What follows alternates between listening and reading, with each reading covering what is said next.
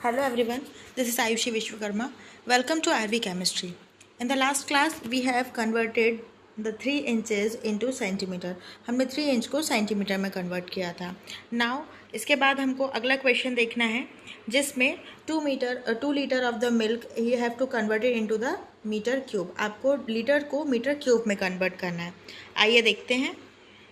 To convert 2 litre milk की जो volume है उसको हमें कन्वर्ट करना है इन मीटर क्यूब. इसको मीटर क्यूब में कन्वर्ट करना है. तो पहले तो हमको लीटर और मीटर के बीच का जो रिलेशनशिप है वो निकालना होगा. लीटर एंड मीटर के बीच का जो रिलेशनशिप है वो हमको पता होना चाहिए. सो अभी तक हम जो पढ़ कर आए वो हम लिख लेते हैं. क्या होता है 1 litre is equals to 1000 centimetre cube. ये होता है 1000 सेंटीमीटर क्यूब. और इससे हम सेंटीमीटर और मीटर का रिलेशनशिप निकालेंगे तभी तो हम लीटर से मीटर तक का रिलेशनशिप बता पाएंगे. तो 1 metre is equals to 100 centimetre. अब इनमें हम रिलेशनशिप इसका यूज़ करेंगे as a unitary factor. Unit factors या यूनिटरी फैक्टर बोल सकते हैं. तो यूनिट फैक्टर के तौर पे इसको यूज़ करते हैं. क्या करेंगे 1 metre upon 100 centimetre that will equals to 1 and also equal to 100 centimetre upon 1 metre. Okay. अब इससे हमको ये जो यूनिट फैक्टर है वो मीटर क्यूब और सेंटीमीटर का रिलेशनशिप जो हमको निकालना था, लीटर और मीटर का रिलेशन निकालना था, कन्वर्जन करना था. तो इसके लिए हम यहाँ से यूज़ करेंगे इसका. अब इसे हम क्या करेंगे, ये हमें क्यूब में चाहिए है तो इसको भी हमें किस में क्यूब में लेना पड़ेगा. तो हम इसको क्या लेंगे ये वाले से 1 metre upon 100 centimetre whole cube. अब ये इसका क्यूब करेंगे so that will equals to 1 metre cube upon. अब ये क्या था हमारे पास 100 में आपकी पावर 3 आ रही है. तो 100 का क्यूब निकालेंगे तो कितने ज़ीरोज़ और बढ़ जाएंगे. टोटल ज़ीरोज़ कितने हो जाएंगे, ये 2 था. यदि हम इसको लिखना चाहें या इसको समझना चाहें तो ऐसे समझ सकते हैं ये अकेला 100 कि 10 to the power 2 whole to the power 3 that will equals to 10 to the power 6. So इसको हम यहाँ लिख देंगे 10 to the power 6 centimetre cube. ये लिख दिया हमने. आई होप आपको ये चीज़ समझ आई होगी. बहुत ही सिंपल है और बहुत ईजी है.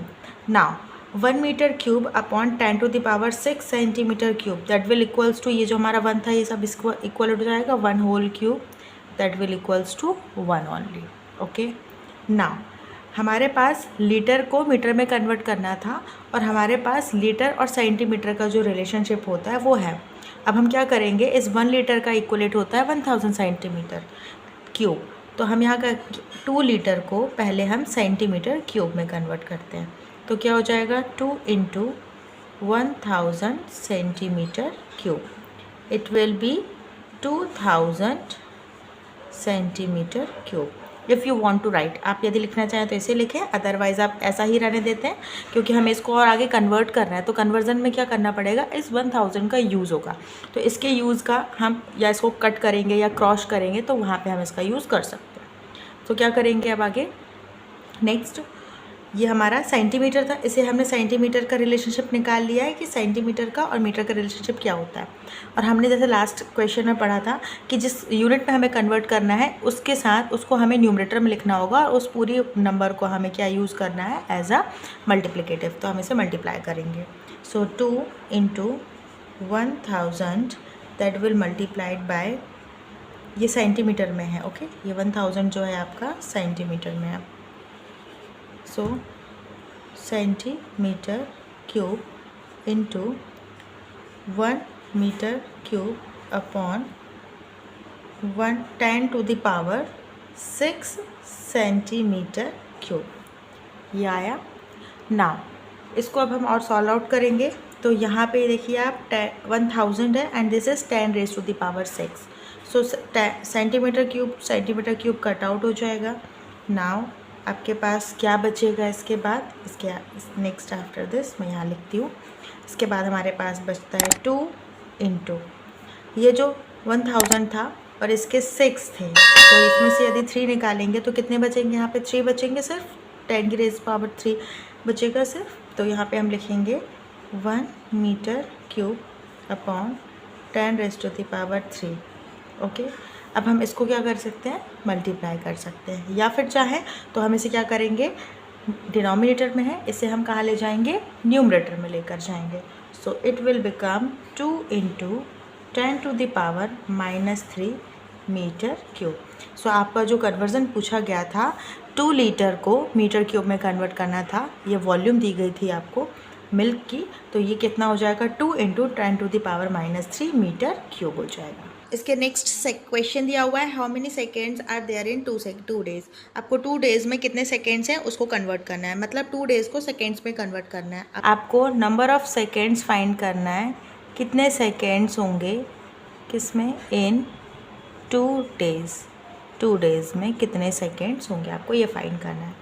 As we all know that कि 1 डे में पहले तो हम 1 डे का आवर्स निकालते हैं, कितने आवर्स होते हैं, 24 आवर्स होते हैं। ओके, ये हो गया। नाउ इसको हम यदि यूनिट फैक्टर में निकालेंगे तो क्या करेंगे, 1 डे अपॉन 24 आवर्स, इसको एच भी लिख सकते हैं शॉर्ट में, दैट बिकम्स इक्वल्स 1, और also we can write it 24 hour upon 1 day. Okay, after this in a 1 hour it is 24 hours, so हमें 1 आवर की वैल्यू पता होना चाहिए। 1 hour it contains 60 minutes, 1 hour equal 60 minutes. Okay, we are asking in a seconds, so also we should know about the relationship between the seconds and hours. So पहले हम इसको relate करते हैं, इसको फैक्टर में कन्वर्ट करते हैं। 1 hour upon 60 minute is equals 1, that is also equals to 60 minute upon 1 hour, or also write it only h. Okay, now after this we have to convert the 2 days, it is a 2 days. okay, हमको 2 days में seconds, 2 days को seconds में convert करना है। Okay, सो इसको हमें किस में कन्वर्ट करना है, सेकेंड्स में। इसके लिए हम क्या करेंगे आगे, आफ्टर दिस यूनिट फैक्टर्स जो है वो मल्टीप्लाई हो जाएंगे एक के बाद एक स्टेप्स में। तो 2 डेज़ को कन्वर्ट करना है, किसे कन्वर्ट करना है हमको, 2 डेज़ को। तो 2 डेज़ पहले तो किस में कन्वर्ट होंगे, टोटल हमारे 24 आवर्स, कितने 24 आवर्स होते हैं, तो 1 डे में 24 आवर्स होंगे, तो 2 डेज़ में कितने आवर्स होंगे उसके हिसाब से इसको कन्वर्ट करते हैं 24 hour. Okay, upon 1 day, in a 1 day there are 24 hours, so in a 2 day how many hour will be, 2 days into 24 hour. okay, it will give us a how many hour in a 2 days. okay, ये हो गया। after this in 1 hour how many minutes, 60 minutes. okay, we have in 1 hour, 1 hour का relationship हमारे पास, क्योंकि यहाँ are है, इसको लिखेंगे 60 minute in 1 hour. okay, into we also know that how many seconds in 1 minute, it is in minutes, so इसको हम यहाँ कन्वर्ट करते हैं in 1 minute, it will be 60 seconds in 1 minute. okay, now we have to convert it out totally. कैसे convert करते हैं देखते हैं। आप देख सकते हैं यहाँ पे ये कट सकते हैं, ये day to day, it is hour to hour, it is minute to minute, only we have remaining a second. okay, so इसको सॉल्व करते हैं, कितना होगा, 2 into 24 into 60 into 60 second. Okay, now we have to multiply the all the values, आपस में multiply हो जाएंगे सारे नंबर्स, और जो आंसर आएगा वो रिमेनिंग आपके सेकेंड्स हो जाएंगे इन 2 days. So answer is coming out 172800 seconds in 2 days. okay, 2 days में, okay, this much is a value in seconds. So after that हमने जो कन्वर्जन पढ़ा, उसके बाद हम देखते हैं कुछ केमिकल कॉम्बिनेशंस के लॉज होते हैं, वो क्या क्या हैं, किस किस ने लॉज दिए हैं, इनकी तरफ बढ़ते हैं। Laws of chemical combination. The combination of the elements to form the compound is governed by the following 5 basic laws. जो laws of chemical combinations हैं उसमें 5 laws होते हैं. तो पहला law क्या है वो देखते हैं. लॉ ऑफ कंजर्वेशन ऑफ मास. ये इसके नाम से क्लियर हो रहा है कि कंजर्वेशन ऑफ मास. यहाँ आप क्या पढ़ेंगे, कैसे मास जो है वो कंजर्व रहता है. Okay, so this law was put forward by the Antoine Lavoisier in 1789. He performed the careful experimental studies for combustion reactions and reached to the conclusion that in all the physical and chemical changes there is no net changes in the mass during the process. Hence he reached the conclusion that the matter can neither be created nor be destroyed. Okay, so इस law के according क्या होगा कि ये law of conservation जो है वो किसने दिया था हमको, एंटोनी लाइवॉइजर ने दिया था. 1789 में दिया था. Law of conservation given by Antoine Lavoisier. ना उन्होंने एक एक्सपेरिमेंट में कंबजन ऑफ रिएक्शंस, मतलब रिएक्शन में क्या हो रहा है जब कंबजन प्रोसेस हो रही होती है उसको किया, और उस एक्सपेरिमेंट में वो उस कंक्लूजन पर निकले कि सारी फिजिकल और केमिकल चेंजेस होने पर भी, जितने भी केमिकल और फिजिकल चेंजेस होंगे उसके बाद भी कहीं से कहीं तक किसी भी तरीके की प्रोसेस में मास जो है वो चेंज नहीं होता है. जो भी एलिमेंट आप यूज़ कर रहे हैं उसमें कभी भी कंबाइन होने पर क्या हो रहा है, केमिकल रिएक्शन होती है तो क्या होता है, कॉम्बिनेशन होता है. कॉम्बिनेशन की मीनिंग क्या होती है, कॉम्बिनेशन का मतलब होता है मिक्सड होना या मिलना, मिल करके एक नया सब्सटेंस क्रिएट होता है, बनता है. तो उस समय क्या होगा, फिजिकल चेंजेस भी होंगे और केमिकल चेंजेस भी होंगे. तो फिजिकल और केमिकल चेंजेस होते हुए भी उसके मास में, जो भी सब्सटेंस यूज़ किया जा रहा है उसके मास में कोई भी चेंजेस नहीं होते हैं. मास जो होता है पूरी प्रोसेस में बिफोर द रिएक्शन, मतलब जब वो कैसा होता है, रिएक्टेंट के फॉर्म में होता है. आफ्टर द रिएक्शन जब वो प्रोडक्ट बन जाता है तो मास जो है वो एज इट इज़ रहता है. इसका मीनिंग इनको कंक्लूड किया कि जो मैटर है, matter can neither be created nor destroyed. Matter को ना ही क्रिएट किया जा सकता है और ना ही डेस्ट्रॉय किया जा सकता है. And this law is known as conservation of mass. Okay, law of conservation of mass कहते हैं इस लॉ को.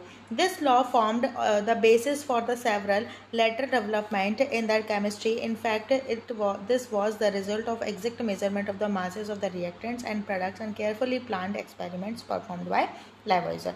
और यही लॉ जो था, कई जो भी केमिस्ट्री के डेवलपमेंट में जितने भी आधार बनाया गया, किसी भी तरीके का डेवलपमेंट किया गया जिसमें मास से रिलेटेड बात की गई, जिसमें उसकी प्रॉपर्टीज़ को डिस्क्राइब किया गया, तो वहाँ पर इसी लॉ को एज अ बेसिस लिया जाता है और इसमें कन्वर्ट किया जाता है कि जो एग्जैक्ट मेजरमेंट होता है मास का, इसमें जब रिजल्ट आया मास का, एग्जैक्ट रिजल्ट जो रिएक्टेंट और प्रोडक्ट था वो एकदम सेम आया, और इसी वजह से इस लॉ को लॉ ऑफ कंजर्वेशन ऑफ मास कहा जाता है. बहुत ही केयरफुली लाइवॉइजर द्वारा परफॉर्म किया गया था. Come forward to the next law, law of definite proportion. Definite proportion का लॉ क्या बोलता है, this law was given by French chemist Joseph Proust. He stated that a given compound always contains exact same proportion of the elements by weight. इस law को किसने दिया था, French chemist Joseph Proust ने दिया था. ये जो लॉ था जोसेफ प्राउस्ट ने दिया था. ये उनकी इमेज दिखाई गई है आपको. ओके, नाउ इस लॉ के अकॉर्डिंग उन्होंने बोला कि जो भी कंपाउंड बनता है उसमें जितने भी एलिमेंट्स प्रेजेंट होते हैं उनका प्रपोर्शन हमेशा सेम रहता है बाय वेट. यदि आप वेट देखेंगे तो उनका प्रपोर्शन सेम प्रपोर्शन होता है. उनके वेट कभी भी, वेट बाय वेट मतलब वेट के द्वारा उनका प्रपोर्शन चेक किया जाएगा तो सेम प्रपोर्शन में होते हैं जब भी कोई कंपाउंड बनता है. Proust worked with 2 samples of cupric carbonate, one of which was the natural origin and other was a synthetic. Okay, उन्होंने 2 क्यूप्रिक कार्बोनेट के ऊपर काम किया जिसमें एक जो था वो कैसा था, नेचुरली ऑब्टेन्ड होता था, वो वाला यूज़ किया, और दूसरा एक सिंथेटिक था जो कि मैन मेड होता है. He found that the composition of the elements present in it was same for both the samples as shown below. उन्होंने देखा कि जो कंपोजिशन लिया गया, क्यूप्रिक कार्बोनेट जो यूज़ किया जा रहा है उसमें कंपोजिशन किस किस का होगा, कॉपर का और कार्बोनेट का. तो कार्बोनेट कैसे बनता है, ऑक्सीजन और कार्बन के मिक्सचर से. तो कॉपर, कार्बन एंड ऑक्सीजन के मिक्सचर्स को हमको चेक करना है कि वो कितने कितने अमाउंट में प्रेजेंट होंगे. सो इसका नेचुरल जो सैंपल यूज़ किया गया था उसमें परसेंट ऑफ कॉपर था 51.35% और कार्बन का परसेंटेज था 9.75 74. Now the percentage of oxygen is 38.91. और सिंथेटिक सैंपल में देखा जाए तो उसमें कितना कंपोजिशन था कॉपर का 51.35, सेम एज इट था नेचुरल. कार्बन का 9.74, ये भी सेम है. एंड ऑक्सीजन का 3.91. एज अ परसेंटेज बाइज जो लिया गया है ये वेट के लिए लिया गया, कितना वेट था by percent. Thus he concluded that the irrespective of the sources, a compound always contains the same elements combined together in the same proportion by mass. The validity of this law has been confirmed by the various experiments. It is sometimes also referred to as the law of definite composition.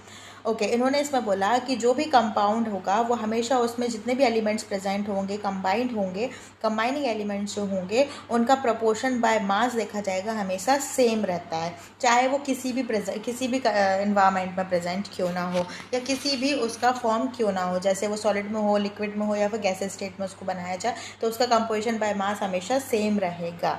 And this law, ये जो law है ये validate है पूरे हर एक तरीके के experiment में आप इसको यूज़ कर सकते हैं और इसीलिए इस लॉ को कहते हैं law of definite composition.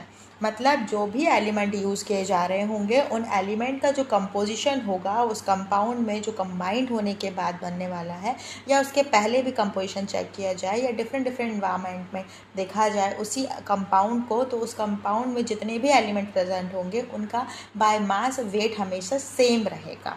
Okay next है लॉ ऑफ मल्टीपल प्रोपोर्शन. क्या बोलता है? This law was proposed by Dalton in 1803. According to this law, if two elements can combine to form more than one compound, the masses of one element that combined with a fixed mass of the other element are in the ratio of small whole numbers. Okay, ये law जो था वो Dalton ने 1803 में दिया था, 1803 में. इस लॉ के अकॉर्डिंग जब भी दो एलिमेंट्स कंबाइन होंगे तो वो क्या करेंगे, दो से ज़्यादा एलिमेंट कंपाउंड बनाएंगे. दो एलिमेंट यदि कंबाइन हो रहे हैं तो दो या दो से ज़्यादा कंपाउंड बनाएंगे और उनका जो मास होगा, एक एलिमेंट का मास दूसरे एलिमेंट के मास से जब मिक्सड होगा या कंबाइंड होगा तो क्या बनाएंगे, वो हमेशा होल नंबर्स के फॉर्म में कंबाइंड होगा. ऐसा नहीं होगा कि हाफ हाफ हो रहा है कि आधा कंबाइंड हो रहा है, नहीं. बाय मास चेक किया जाए तो फुल मास, जितना मास यूज़ किया जा रहा है वो पूरा ही मास कंबाइंड होता है. एग्जाम्पल के लिए देखिए, for example hydrogen combines with oxygen to form the two compounds namely water and hydrogen peroxide. Okay, अब यहाँ क्या बना रहा है, ये हाइड्रोजन है और ऑक्सीजन है, ये दोनों कंबाइन होकर वाटर बना रहे हैं. हाइड्रोजन जो है वो कितना 2 ग्राम है, ऑक्सीजन जो है 16 ग्राम. यदि हम वेट चेक करें, हाइड्रोजन का 2 ग्राम होता है और ऑक्सीजन का 16 ग्राम. सो वाटर टोटल कितना बनेगा, 18 ग्राम. देख सकते हैं 16 + 2 किया तो 18 ग्राम ये कंबाइंड हो गया. अगला हाइड्रोजन और ऑक्सीजन कंबाइन किया जाए तो हाइड्रोजन पेरोक्साइड बनाता है. हाइड्रोजन का 2 ग्राम, ऑक्सीजन का यहाँ पे 32 ग्राम हो रहा है. हाइड्रोजन पेरोक्साइड कितना हो गया, 34 ग्राम. कैसे बना इसको समझते हैं पहले. The masses of the oxygen is 16 gram and 32 gram. Okay, 16 gram और 32 ग्राम यूज़ किया गया है which combined with a fixed mass of the hydrogen. Hydrogen के फिक्स्ड मास के साथ कंबाइन हो रहा है. यहाँ पे कितना है, 2 ग्राम होता है हाइड्रोजन का जो मास है.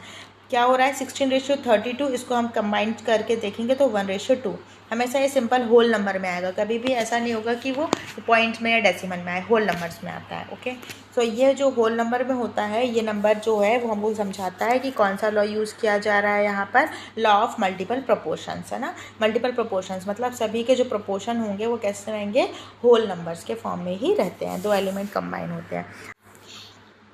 ओके, नाउ नेक्स्ट लॉ दिया हुआ है गे-लोजेक्स लॉ ऑफ गैसियस वॉल्यूम्स. यहाँ पे गे-लोजेक्स का जो लॉ है गैसियस वॉल्यूम्स का, वो देखते हैं क्या होता है. नाम से क्लियर हो रहा है वैसे तो कि गैसियस मतलब गैस से रिलेटेड होगा और गैस कैसी होंगे, वॉल्यूमेट्रिक फॉर्म में होंगे, तो उनके लिए कुछ law. This law was given by the Gay Lussac in 1808. ये लॉ किसने दिया था, गे-लुजेक ने दिया था, 1808 में दिया गया था. He observe that when gases combined or are produced in a chemical reaction they do so in a simple ratio by volume provided all the gases are at the same temperature and pressure. उन्होंने समझाया कि जितनी भी gases combined होती हैं और किसी chemical reaction में प्रोड्यूस्ड होती हैं, या तो गैसेस क्या होती हैं, कंबाइंड या फिर प्रोड्यूस्ड होती हैं. वो कैसे प्रोड्यूस होती है, हमेशा सिंपल रेशियो में रहेंगी. उनका वॉल्यूम यदि देखेंगे हमेशा उनका वॉल्यूम सिंपल रेशियो के फॉर्म में होता है. Provided all the gases are at same temperature, और सारी गैसेस जो होंगी सेम टेम्परेचर और प्रेशर में होंगी. ठीक है, इसका एग्जांपल देखते हैं. Thus the 100 ml of a hydrogen combined with 50 ml of oxygen to give the 100 ml of water vapour. Of hydrogen जो है और ऑक्सीजन दोनों कंबाइंड हो रही है, 100 ml और 150 ml दोनों कंबाइंड होंगे, तो दोनों का रेशियो देखा जाए तो कितना हो रहा है, सिंपल रेशियो में हो रहा है, 2:1 के फॉर्म में हो रहा है। और क्या बोला था इन्होंने हमसे कि हमेशा हमें जो गैस प्रोड्यूस होती है या गैस उसमें कंबाइंड होती है वो हमेशा सिंपल रेशियो के फॉर्म में होती है बाय वॉल्यूम। सारी वॉल्यूम्स जो गैसेज होती हैं वो किस में होंगी, सेम टेम्परेचर और वॉल्यूम सेम प्रेशर पे होती है। Gay-Lussac's discovery of integer ratio in the volume relationship is actually the law of definite proportion by volume। जो गैलुजैक ने हमको यहाँ पे इंटीजर रेशियो दिया हुआ है कि रेशियो देखा जाए दोनों का रेशियो जो है वो इक्वल सिंपल रेशियो में दिया जाता है, तो ये जो रेशियो दिया हुआ है वॉल्यूम के रिस्पेक्ट में गिवन है, बाय वॉल्यूम यूज़ किया जा रहा है जो कि मिलीलीटर में दिखाया गया। उस लॉ ये जो है रिलेशनशिप एक्चुअली क्या होता है, law of definite proportions by volume. ये जो लॉ है वो डेफिनेट प्रपोर्शंस के लिए दिया गया है, बाय वॉल्यूम लिया जाता है। The law of definite proportions states that was with the respect of mass. जो लॉ ऑफ डेफिनेट प्रपोर्शन था पहले अर्लियर, वो पहले मास के रिलेशन में था, पहले किस में था, वो मास के रिलेशन में था। बट आगे इन्होंने एक्सप्लेन किया, Gay Lussac's law was explained properly by the work of Avogadro in 1811। 1811 में एवोगैड्रो ने जो काम किया उन्होंने एक्सप्लेन किया गैलुज़ैक लॉ को, जो कि यहाँ पे सिंपल रेशियो के लिए एक्सप्लेन किया गया है। सो इसीलिए इसको क्या कहा जा रहा है, Gay Lussac's law of gaseous proportions. Gas जो होंगी वो किस प्रपोर्शन में होती है, हमेशा सिंपल रेशियो और सिंपल प्रपोर्शन में होती हैं। Okay, this is sufficient for today's class. We will continue the Avogadro's law in the next class. Keep watching my channel. Please like, share and subscribe. Thank you.